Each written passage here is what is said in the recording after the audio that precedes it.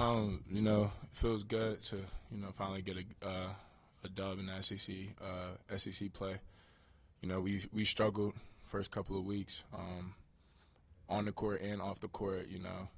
It wasn't nothing like we were just on the court. We'd get onto the court and then we start feeling all the pressure and everything. Guys had to feel pressure off the court too. Just shutting everything out, staying as one. That really helped, and we went out there and played together tonight. You guys had struggled in just getting to the free throw line the last two games, and then you get 34 attempts tonight. Just was there anything you guys were doing differently, or is it just keep doing the same things? What are you guys kind of doing there? We started driving the ball, being aggressive, attacking. Attacking the glass.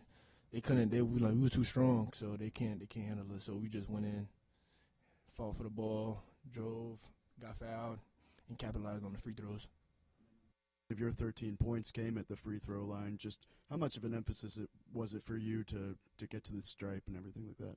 It was, coaches told me at halftime, drive the ball, stop settling, and I adapted it to it real well. Started driving it, got fouls, started going for rebounds, got fouled. I'm too strong. They couldn't hold me down there, so just going in, being aggressive. He played a little bit more aggressive today. He saw, how beneficial that was for, himself and the team. For both of you, this was y'all's best offensive rebounding performance of the year. Just what was the key there? We had to take pride. Word around the SEC, we're soft.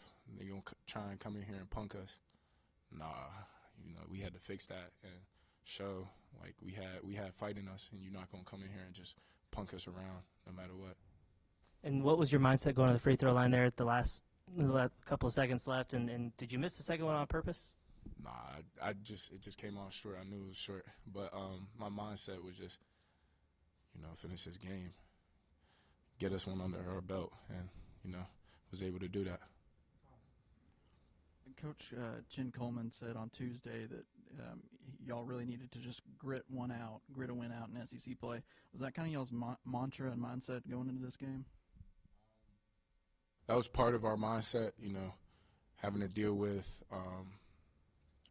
just a lot of outside noise. Everybody saying, we're soft, we don't rebound, so we had to buckle up and really get to it. And I'd say also, having Boogie out, we had to realize, we gotta step up. Each one of us is, he's a big part of our team, and we got to do other little things to help us win. So everybody stepped up today, and we were able to do that. That was kind of my next question. Have y'all talked to Boogie? Has Boogie talked to y'all? Just what have y'all said to him? And as soon as we walked into the locker room, I called Boogie. Got him on FaceTime. He was there for, the celebration, and then coach's speech after. Down 15 points, or I think still 11 down when you went on that run. What were y'all talking about in huddles, or what was the mindset? Because being 0-5 coming in and then having that deficit, what was anything said in the huddles to turn it around? We're not losing. We ain't losing. Like we not giving up. That's one thing about us. We're not gonna give up at all. We gonna fight till zeros on the clock, and every single one of us competitive. Practice, we all go at each other. So just translated it to the game. Even though the free throw line hasn't always been that great, you've already answered some of that, but what was the confidence level? Was it just that the momentum was going your way? What was the difference, do you think, in turning that around? Just getting, a lot of free throw shots up, staying in the gym, being consistent on the free throw shots, on your form, just being consistent, and, we just, hard work pays off. You asking, making foul shots or getting to the line? Yeah, just kind of getting a rhythm tonight. Yeah. We've been working on free throws a lot, and the refs were a little bit more. They liked us a little bit more to blow the whistle for us.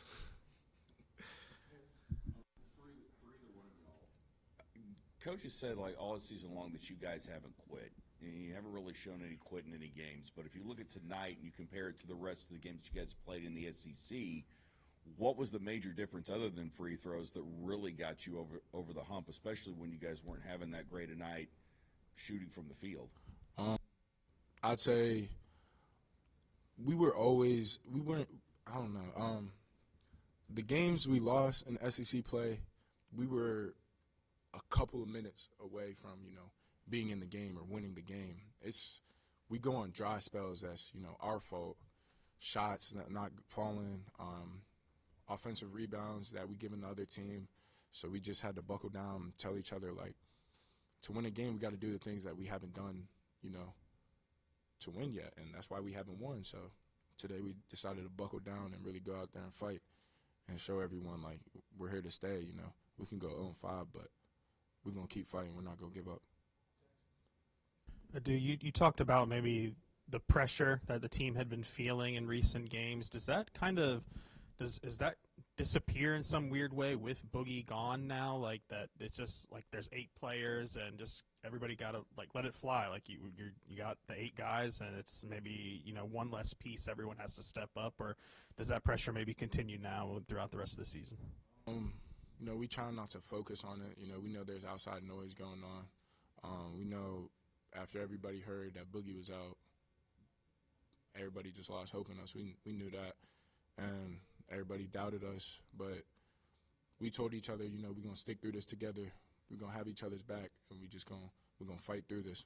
We're gonna get through it. You see what we did out there today. Have kind of like the last question, you guys have had come close to maybe making a comeback when you've fallen down 10 and not been able to. It seems like tonight it really started with the defensive side holding them to not a field goal. Is that something maybe you guys noticed how that was able to, even if the offense wasn't clicking, that defense kind of led to the getting to the free throw line and everything like that?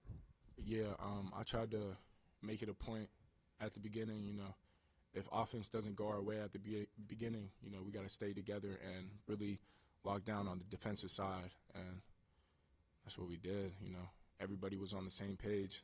I think that's what the biggest thing was. We all communicated today, and we just had a great game as a team tonight.